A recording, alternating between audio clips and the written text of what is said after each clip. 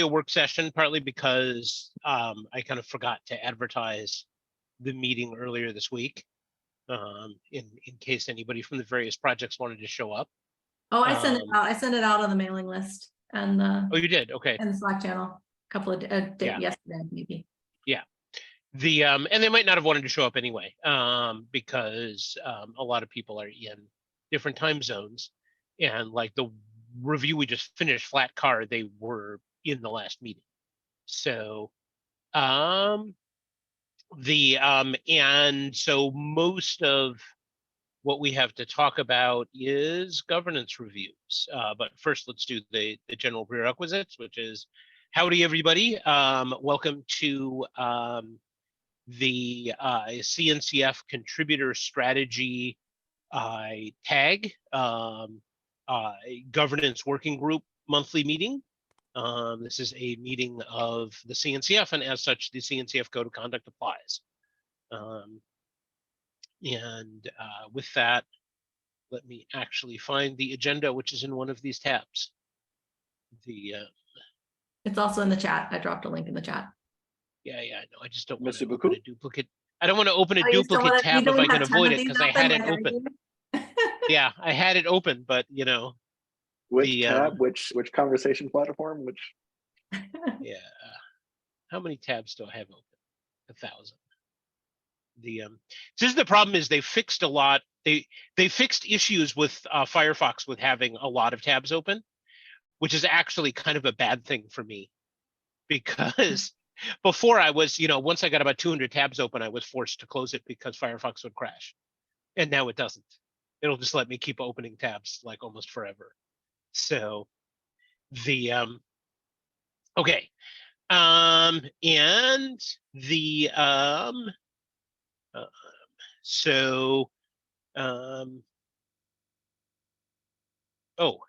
And what I was template for, I'm actually trying to find all these revision templates. So a couple of things that happened. So we've been doing a lot of governance review stuff, both from perspective of individual projects and from perspective of sort of setting it up as a system. Ollie completed the Flat Car governance review, which is the first one that we have using the template. And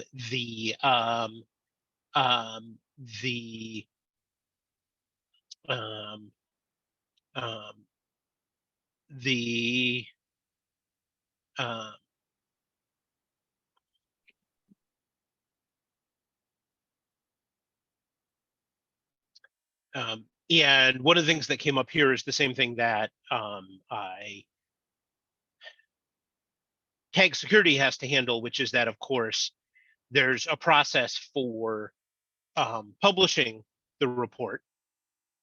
And during that process, the project will fix some of the things that are in the report. And that's good, right? Because the whole point of doing the report is to get them to fix those things. But then it becomes sort of a moving target issue. And so I reached out to TAG Security and they said, yeah, we just add comments on things that, that this was addressed on this and such a date. Which has me wondering whether a markdown file is necessarily the best format for this, but I don't know what else we would use.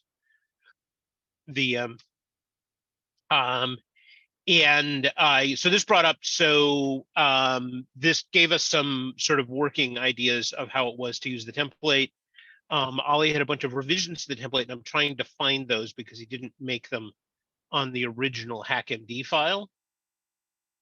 And the other thing is that sort of our next two steps in terms of making this a requirement for graduating projects, with the understanding the TOC is talking about making it a requirement for projects earlier, even like maybe making it a requirement for incubating or something else, is we need both a short document on what the process is, who requests it, who the report goes to first, et cetera. Second, we need to prepare a self-assessment set of instructions like they have for security, so that projects can do their own self-assessment before there's even a call for an official review. Because honestly, a lot of the things like with Flatcar, if we'd had a self-assessment doc that told them to search for code of conduct files in all of their repos, they would have fixed it themselves before we even looked at it. So Yeah, I really like that, because when I looked at telepresence to do that governance review, almost Yeah. everything I would have recommended was in our templates. Yeah. And so getting them to, maybe adopt our template if that makes sense for them. yeah, Yeah, there's a lot of stuff that they can just do that would make our reviews way easier.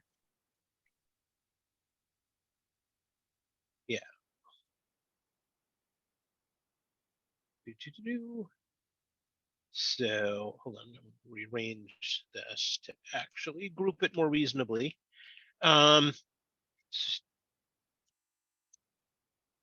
Oops, what just happened?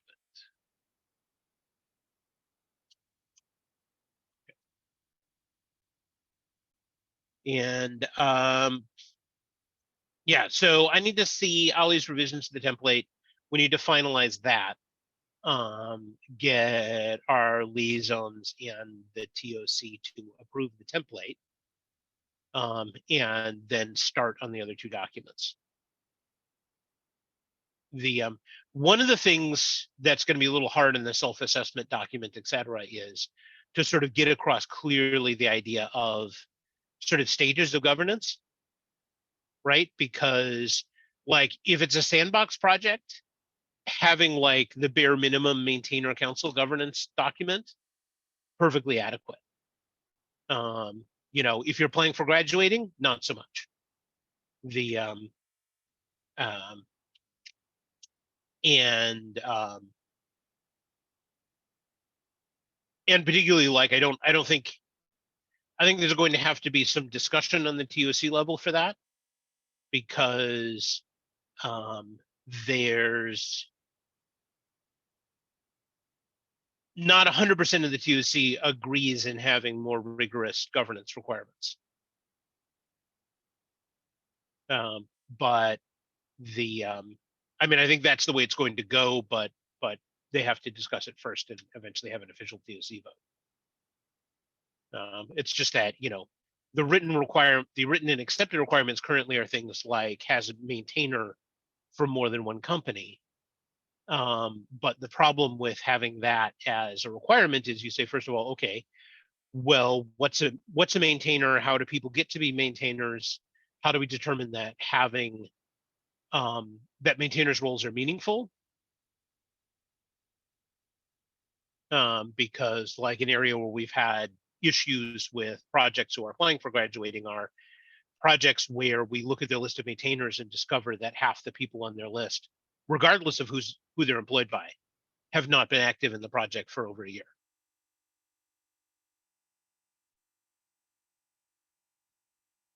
So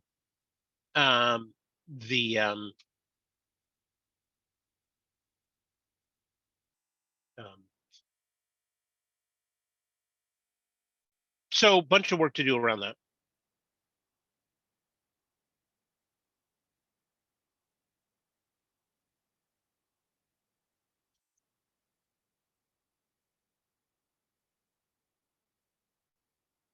Is there anything that you need me to tackle for the governance bits? Yeah, as soon as I find the revised version of the template, I want you to take a look at it.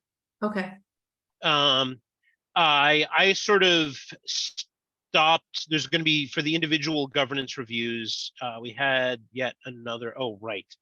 So I need to finish the Istio governance review, and then the TOC wants us to update the Cilium governance review, since the original one didn't use the template and it was in January. Okay. And Cilium says that they've changed a bunch of things, but they haven't been terribly specific about what they changed. So we need to relook at that. Mm-hmm. And yeah, and I really want you to go over it. One of the problems that we have with working on this is that that we're just going to be a lot of leaning on you to provide sort of secondary review for things, is that Ollie and I both work for the same company. Yeah. and we don't want this review process to be perceived as partisan. Yeah. And which also points to this group really should recruit at least one more person who's interested in helping with governance reviews, Mhm. and somebody who doesn't work for Red Hat. So Yeah. the The hard part is finding people who are interested in working on governance reviews. yeah, I know. I mean, look, the whole reason why I started this working group in the first place is that nobody wanted to deal with it. Right, because it was just sort of the Wild West, and there weren't any patterns or whatever, and Yeah. it was a case of it. I'm like, look, we've been doing open source governance for long enough that we actually have a pretty good idea of what works and what does not work. Yeah. And it's time to actually write it down. But I was so glad that you were interested in it, because I wasn't sure if it was going to be only me. Okay, well, when you find that template, let me know and I'll provide Yeah. feedback on it. Okay. And then do you want me to take a first pass at updating the Cilium review since you're already working on Istio? Or have you Sure. started that Yeah. one? Yeah, if Okay. you want to go over that, there's a bunch of comments on the documents on the Google Doc that we have. And link that in. Yeah, if you could link that or in an issue or something. Yeah. That would be, Yep. that'd be- And those comments, the comments and the edits encompass all of everything I know. Okay. About any changes. So Bill went in and updated, and they've created a whole bunch of documents that didn't previously exist, and that we recommended. And so then the question is to look at the documents they created, see whether or not, see what the actual quality is, and see whether or not there's evidence that they're actually following them. And then they haven't been very specific about what's changed with the maintainers list.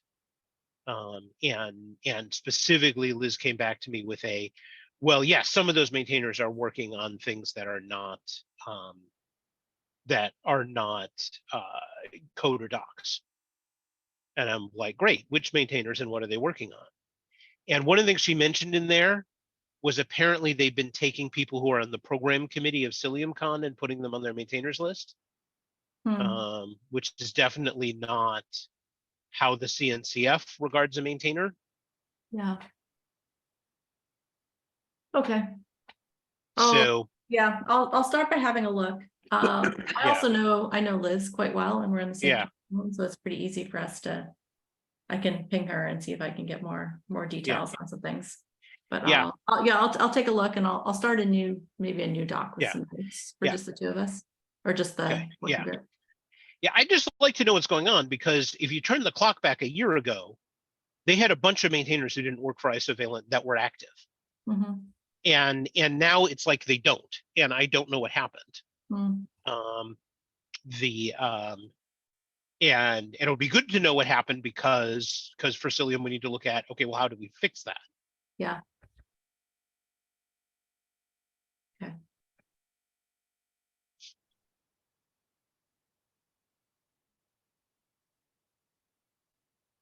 Okay, yeah, and I'll finish on the Istio. Istio turned out to be time consuming because they have a very complex governance system. And it's going to be a little bit more in depth because I'm more familiar with contributing to Istio and some of the areas where parts of the governance are a legacy of its pre-CNCF existence. So I'm going to go, in the recommendations for future growth, I'm going to go a lot more into the section of, hey, these are things that are holding the project back. Than we would necessarily on one that was strictly being done for purposes of matriculation. And that's something that their steering committee wants. So Cool.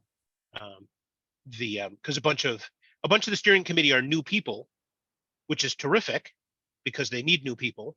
Yeah. But it also means that they don't necessarily have a history with like how Istio was originally set up and how it evolved under Google, et cetera. That's resulted in some of their issues around recruiting new contributors. So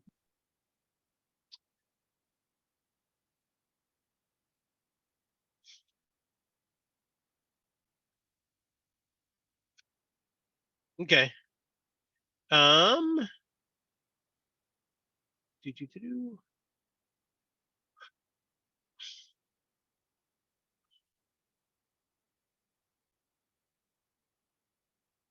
It's an interesting observation for Cilium to have primarily contributors from Istio as a transition from, like you said, a year ago, and to see Yeah. that attrition, because I'm not sure I see any external actions that would visibly contribute to that metric. Yeah. And I think you're asking a really good question there that I would love to see data why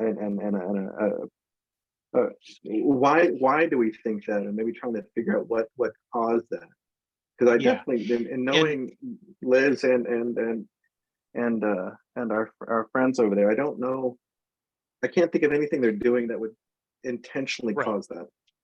Yeah, and the two former now emeritus maintainers that I talked to, with Mhm. each of them it was personal changes. Yeah, Right? They had been working on a project that involved Cilium and now they weren't. So it's a high velocity, high impact, lots of influence on other parts of the ecosystem that yeah, would seem to be a high draw for new right. maintainers. And they've got a great pipeline for creating new maintainers. And to have that drop it's surprising. It's just surprising. I mean, they actually didn't before, at least in terms of anything that was documented. Didn't what? The documentation before was very vague on how somebody got to be a maintainer. And that was part of what we were addressing with the original review. Because one of the problems we want to do with projects is, even if, in oral tradition, they have a practice of recruiting people, et cetera, and promoting people. If it's not written down anywhere, then it's like the self-assessment, right? Nobody can actually step forward and say, hey, I want to do that. And so you miss out on people. So I mean, Dawn, if you can actually talk to Liz and like try to figure that out, because I think she actually, because they're up for graduation review, I feel like she's treating this as somewhat of an adversarial process, as opposed to a, hey, everybody wants Cilium to have a growing and turnover, and better, a growing and list of maintainers, both from Isovalent and not from Isovalent. And we want to do what it takes to get the project there. So maybe like coming from not digging into there, like from a new contributor standpoint, like not, I think what we may be missing is that new contributor viewpoint from getting into Cilium to the point of contribution. Because looking at it as someone who's more, I look at the book and I look at the process, and so those higher level, like if I went to see a talk, or I went to read the book, or I went to see the things, I see the path clearly. But I think we need more fresh people documenting their experience and the points at which they get blocked or turned away. Jay is a great resource for that, as well as who's the other II lady? University. Oh wait, did you see that? Abby. Abby's great. Okay, let's check. Maybe I might just suggest Abby take the Isovalent Tiki tour and go. So someone who doesn't know anything about this, go take a look at the available resources and tell me where you get stuck. And I'm going to try not to help at all. To tell me, document your process, because I am very interested in where people may getting redirected, right? Because I don't see it. Like it just looks like an easy path.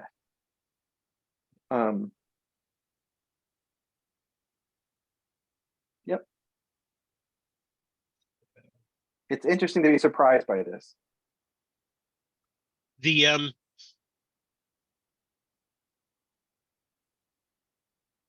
yeah, I mean, one of the things you run into with projects that were started by a single company a lot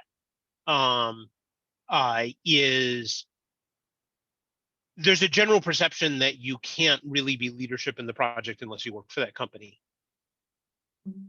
Even if the people who are working on the project don't think that way, if you follow me. Right. As in, right. people don't try because they assume that they'll fail.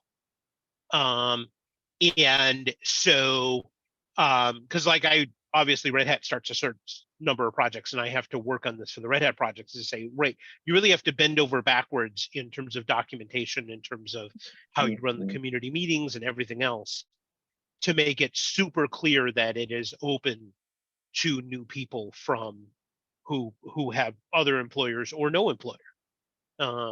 The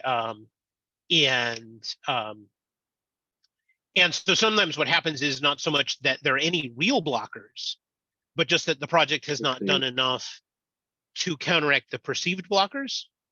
Yeah. The so that's not the only. I mean, there's single project companies. The coalition projects like Knative and Istio and stuff have the issue that they spend a lot of time focused on who people's employers are, which creates a perception among new contributors that they have to work for one of those companies or they have to have specific company backing to contribute. And that's a different thing to fight against, but similar. The so the yeah, and it's a problem we have with lots of projects in the CNCF. There's another initiative going on in tag contributor strategy to try to spin up another tab for tag higher ed. And I forget the names involved. I'm just keeping it higher because we need to kind of move away from a company focused innovation and contributor focus to try to get higher education involved from how do people move from being in school to getting into contribution. And I think if we can move, particularly people who are past the incubation stage, to being involved in where's your curriculum for year 2, year 3, even year 1, for some of the graduated stuff in particular. What is the curriculum that's easily accessible to professors and educators? Because that's where we're missing the non-company focused pipeline, because these are people who have the time and have the interest and need the handholds and the tooling to start from not knowing to contributing. And if we can and make those ladders accessible or grease the thing, whatever the words are, to make that story able to be owned by them at an earlier stage, rather than after they graduate trying to find a position and trying to find a particular technology, we should be targeting higher ed. And as I look at the amount of velocity occurring right now, and even the last 2 weeks, I'm encouraged. And as we talk about governance and trying to find ways where we have less isolation, primarily from using from a couple of companies, higher ed and getting people to go work at various places that don't work anywhere yet is might be a useful conversation point or some levers to pull. Yeah, the other end of things is end users. Yep. As well. And yeah, it's something that collectively we need to work on through the whole CNCF. And a big part of it is the CNCF was started as a corporate coalition. It is a 501c6, and so there tends to be a lot of emphasis on being employed by vendors. But and that's what people kind of fall into as a default. It's the And you legal have to definition, but I don't specifically know work. that's the Yeah, cultural definition. yeah, Like because I being here for so long and looking at that 501c6 or 501c3 and seeing it for the benefit of the people spending the money versus the benefit of community is an incredible tension that's always there. But I mhm, can tell you for the people who receive that money, like myself, like the people who are staff at CNCF, mhm. we definitely have a strong focus on the community side and on the end user side, and even at an executive level, from Priyanka on down, it's how do we shift the focus, even though the technical definition is 501c6, towards end user is a constant, consistent thread, just to like evoke and remind us of that. Even though, yes, the legal definition is 501c6. I have visibility, and I believe that it's beyond that, even though it's Yeah, what it's on paper. yeah. Um, so for Dawn, one of the other things that's happened in the last month, in addition to starting the higher ed and deaf and hard of hearing initiatives, I neither of which is really governance, except that eventually they'll impact things. Yeah. The is Rian is mostly done with setting up the project board and getting all of our stuff onto the project board. Of course, keeping it up to date is an effort. I've been through most of the governance issues and gotten them into the right column. And closed off a lot of issues that are no longer relevant.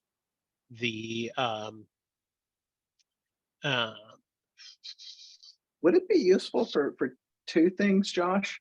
One, I'd love to hear about Rian's contribution in creating the document that's being looked at by the TOC for how we do setting our, what was the word? Setting our roadmaps via Right. the boards, and kind of maybe a walkthrough of the board and what Rian's influence is that, because Yeah. I he's told me about it, but my eyes have been elsewhere, and now I'm like, this Okay. is good, Have and I you? want to see it. Yeah. I've read it and I've Rian? looked at it. Yeah. Okay. The have you written that document yet? The document about the road mapping. So Yeah. we basically closed off the our roadmap. And then Right. if you go look at the bottom of our agenda, there is a document there by open issues and PRs. It's not an issue yet or a PR yet.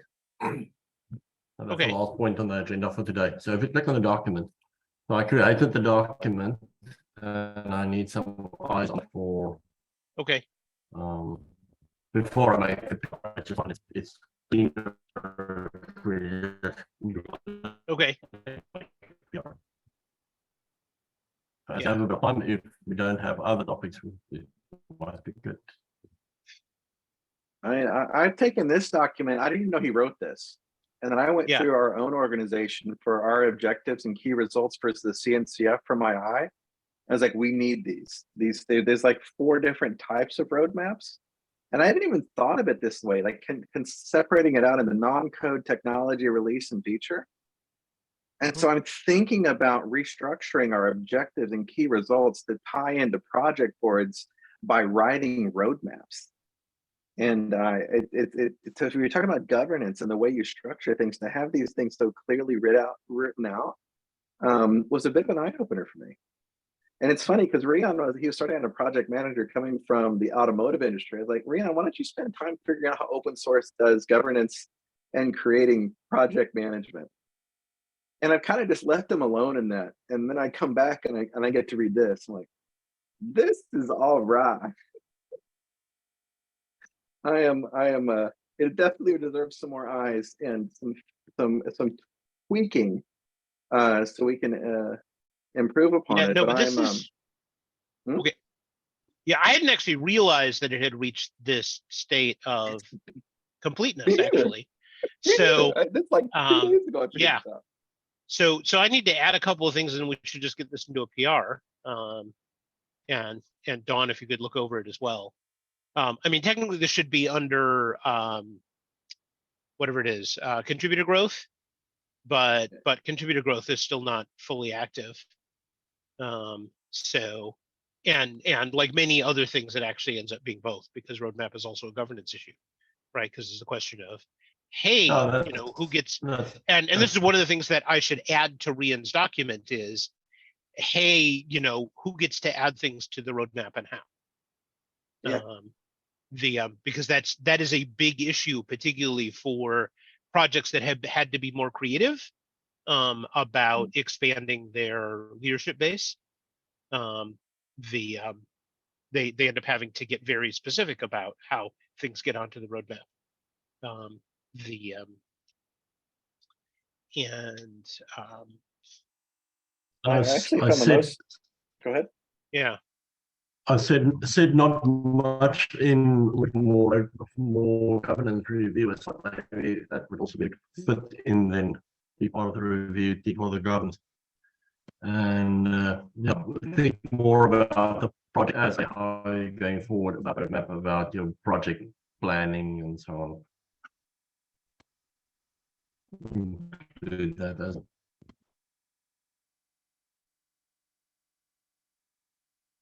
yep.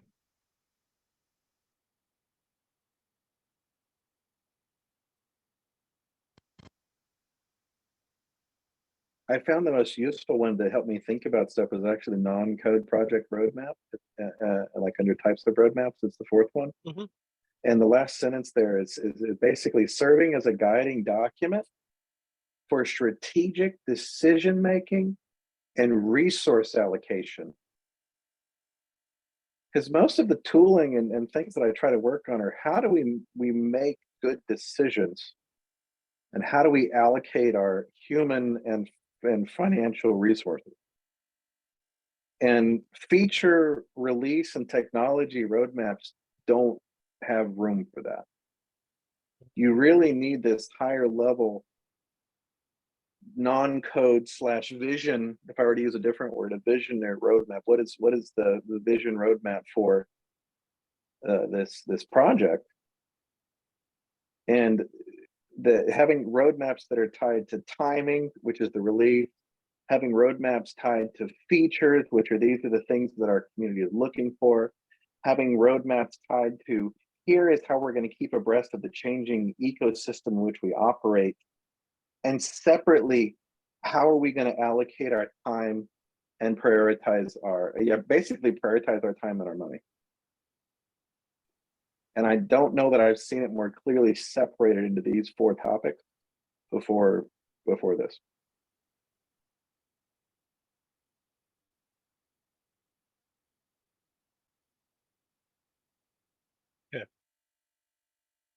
So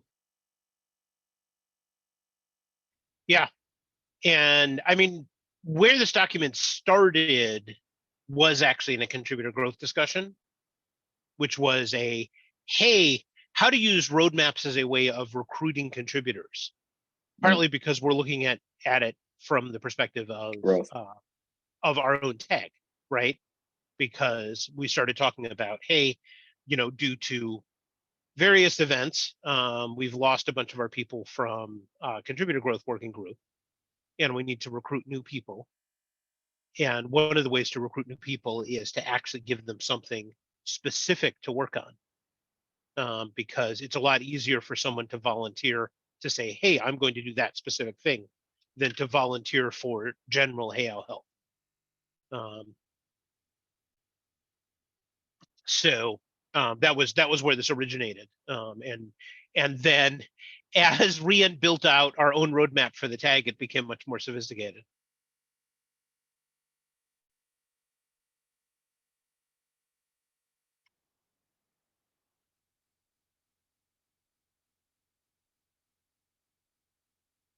Which is good, because one of the other areas that we run into roadmaps is that, like, one of the primary things that project boards do for you is try to address a chronic open source problem, which is someone is working on something, but you have no idea what the status is. And if other things were dependent on that thing, you know, you kind of want to know the status before it's time for another release, or time for your annual conference or something else, and it's not done. And also the labels that we added also make it really help to organize it better.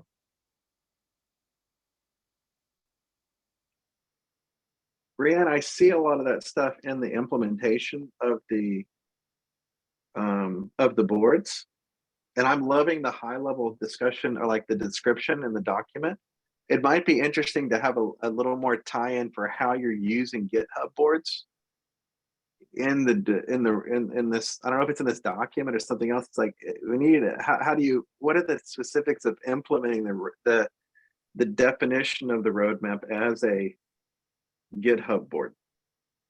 Because there's some pieces here what? When I made the outline, I had a lot of GitHub information about. There's actually another section that I want to add, which I took out. And you'll also see when I discussed the boards, I kind of removed GitHub from most of it because I don't want it to look like a GitHub marketing document. Yeah, no, you're right. So I mostly talk about just project boards. So what I could do is once we've got this agreed on, we can have a separate thing that say, okay, this is not a marketing document, but this is from practical experience. GitHub project boards work great for these reasons, and this is how open source is using the free part of the GitHub resource, something like that.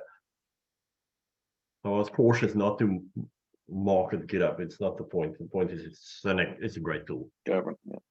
But yes, I agree. I can definitely after this has been adopted, I can really dig into it.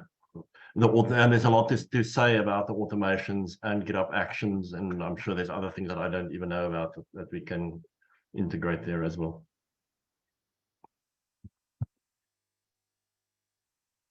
I find the more you dig, the more you learn.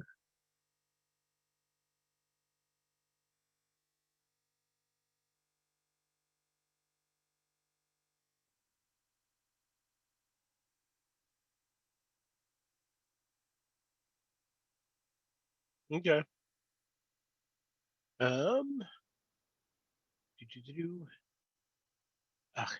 When is Ollie going to be back? Because I can't find his fork of the template. On the governance review, I think we're going to give up on using HackMD because it just doesn't have enough sort of tracking infrastructure. It was an early attempt. Sorry about that. Well, you worked on HackMD? Absolutely. I was trying to find some way to quickly get us out of Google Docs, which didn't seem to have because what I was trying to imagine was saving our collective work back to a commit inside of a Markdown as we worked, and it being in the repo. We never got quite the sync going on. Comment structure going on for that level. Annoyingly, GitHub was working on a HackMD like thing that was going to be integrated with GitHub, but they never completed or deployed it. Because that would be kind of ideal, because the problems with HackMD that we have are you can't get any notifications of things like comments. And you can't, like, if you have something like this where Ollie sent me a link to a new HackMD in Slack and I can't find it, I have no other way to find it. I know. So, and tying it to a repo would fix both of those things. But we don't have that technology yet. The technology is there. We just haven't, coalesced on it. There's an underlying ecosystem of collaborative editing protocols that are empowering a lot of editor style programs. But again, the key note that you notice there is the tying it back to the notifications, and particularly tying it into an open source project repo, so that we can have these, driving in this case, the different roadmaps or the different project guides outside of the context of comments on an issue, and actually real-time collaborative collaboration or co-authoring a live document together, like on this call. Like, it would be great if we were all in a document that at the end of the call we saved, and that was the PR back to our collective work with ability to comment on our time together. And I look for, I think hopefully we'll see that in the next year or so.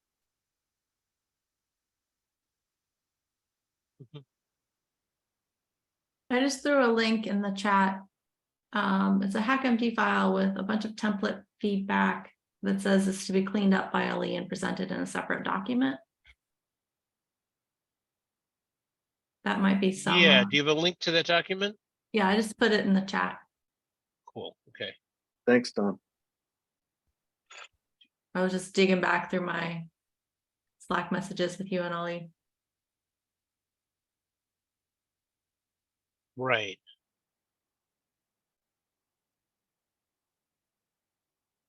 Although he said he'd clean those up and give them to us separately, but I can't find a link for them. okay. Okay, well then I think what I'm gonna do is I'm just gonna go through this stuff and actually modify the template to take all of this into account and to take into account the things that we changed in order to do the flat car um, review.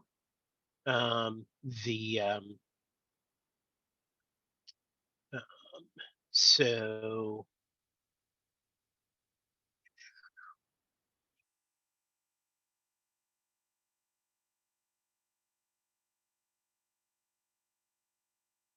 Great feedback. So, yeah.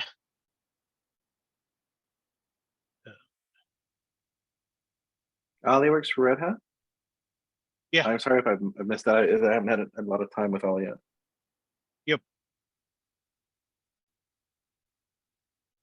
Yeah, although he came to us actually out of his work on Knative because he's a Knative contributor.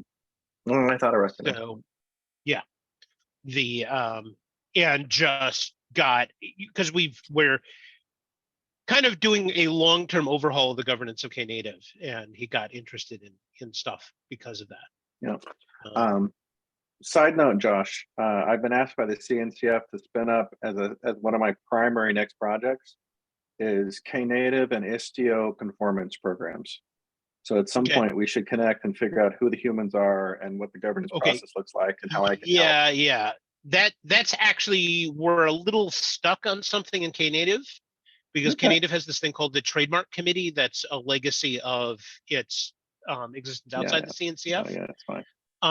The goal is to disband the Trademark Committee and assign its functions to the steering committee and the TOC. But there's a problem, which is several people in the Trademark Committee have effectively checked out already, and only the Trademark Committee can vote to disband the Trademark Committee. So hopefully there will be less humans to know, but right now I'm trying to actually track down the people in the Trademark Committee and get them to actually show up for one meeting so that we can disband the committee. Disband it.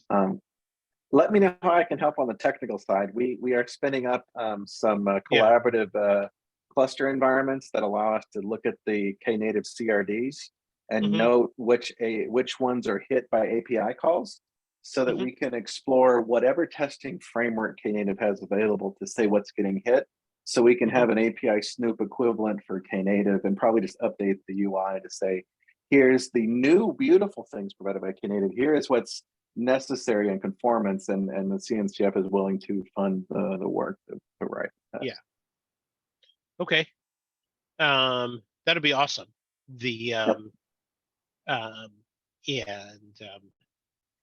I know less about where Istio is in terms of conformance. That's fine. Let's connect on Knative. My Istio is the other one, and then I'm going on to I forget what the third one was. There's 3 programs, but it's Istio and Knative that are higher up on the list. Yeah. And someday somebody actually needs to write docs for projects on, how to start and run a conformance program. Let me put that at the lower on the list right now. But yes, I agree. I know. Now that I got 3, I'll soon have 3 of them under my belt. That's probably my job to write the book. Yep.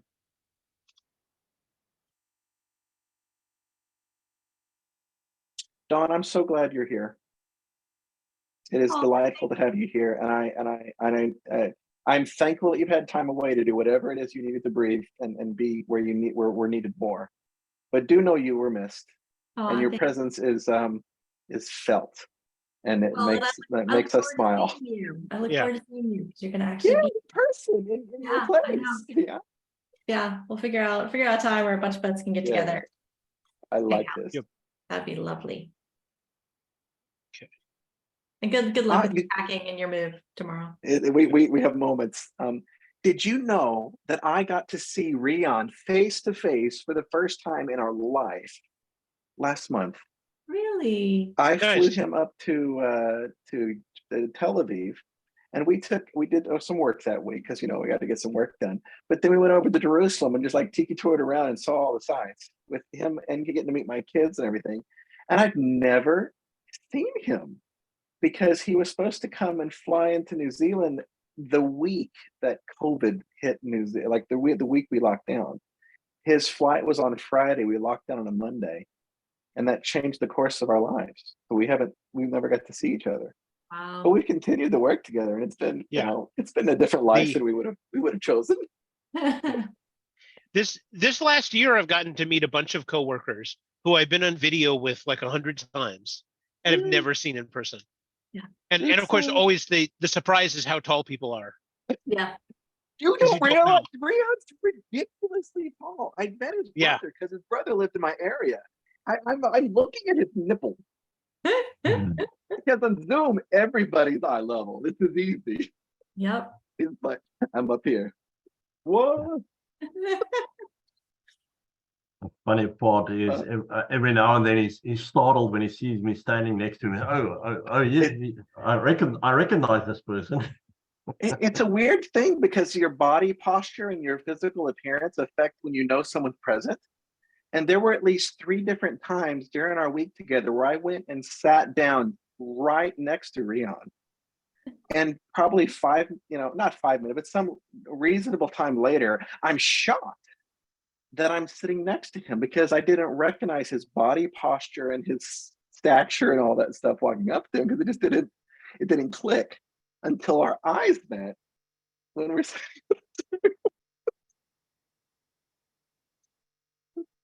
wildest. I was just telling Shalom Don about the first time we met Yeah. with Asher. Don has seen my son's vomit. Yes. Yep. Oof. We had puppet t-shirts and Hippie's kid had just puked all over him. And we gave him, it was when he worked at Chef, and we gave him a puppet t-shirt to wear at the DevOps days. Thank you so much for that. It's a reflection of the culture of our community overall when competitors help each other out and Yep. have stories to tell a decade later. Yeah, that was ages ago because I worked at Puppet 2012, 13, basically, Mhm. 14. So Yeah. yeah, ages ago. Asher's 10 now, so Yeah. Yeah, because he was little, like just a little baby. I was holding him. He vomited while I was holding the baby with the diaper and all. Yep. Good stories, Don. Thank you for being. All right, Josh, is there anything else we need to finish up? The one other thing I wanted to tell you about, just because it might be something that you want to tackle. I have it under help wanted, which is the TOC requested that we work on an advisory document for how to run your project in a vendor neutral way. Because, and this relates to our discussion earlier, right? Which is, a lot of projects that started out as single company efforts are failing at that, not because they're not trying, but because they don't know how. Yeah, okay. Yeah, I can pick that one up. Yeah. And okay. Okay. I'll find it and assign myself to it. Great. The other thing I did was I did go through all of our open PRs and ping people for follow-ups, and I got a couple of things merged that should have been merged ages ago and just nobody got around to it. Okay. So I got a few things merged and got a few things kind of in the list. I pinged Dave on one thing, to make sure his feedback's taken care of, so I've progressed some of the PRs. That was my accomplishment for this week. It was as Yeah. a way of catching up And- on what's been going on, was to look at the open PRs and see what's been And going that, right. And that is an Thanks, excellent Steve. accomplishment. on. Absolutely. Mhm. So.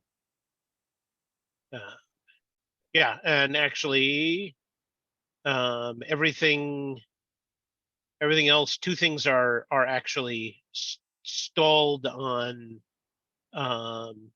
well, one of them, the Flat Car Governance Review. I need to actually look at the edits that he made, because it just needs to be updated for the changes that they made.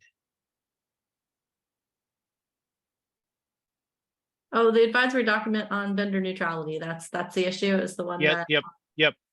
Okay.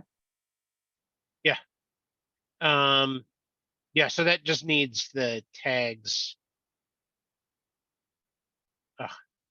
And Ollie, of course, is out of town.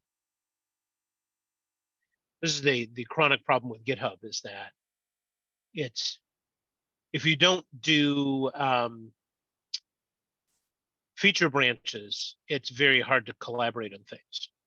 And feature branches are hard to manage. Yeah.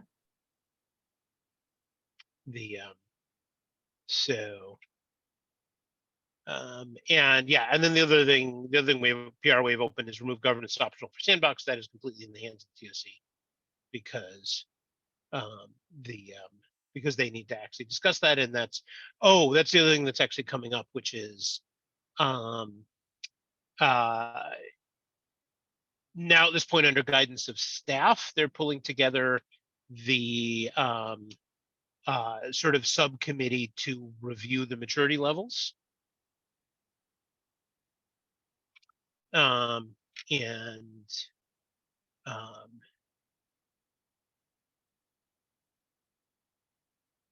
So well, let's see if we can find that. Sorry, just to go back to the vendor neutrality thing. I just see that 3 days ago, Bill Mulligan offered to help out with it. So I'm gonna suggest that he take a first pass at it, and then we work together on it. Cause I'd like to get him more involved in some of the stuff too anyways. Wait, for which one? The vendor neutrality one. Okay, cool. Or 16. Yeah, absolutely. Yeah. I'm Okay. hoping to see Bill when I head down. He's in Spain, yeah. Berlin. Sorry, Berlin. I'm actually heading to Germany. All right, well, it's 7 o'clock here. I feel dinner calling my name. Yep. It's good seeing Okay, everybody. enjoy. Good to see everybody. Good. Bye, Good to Josh. see ya. Bye, Have a Don. good one. Bye, Cheers. Leon. Bye. Bye.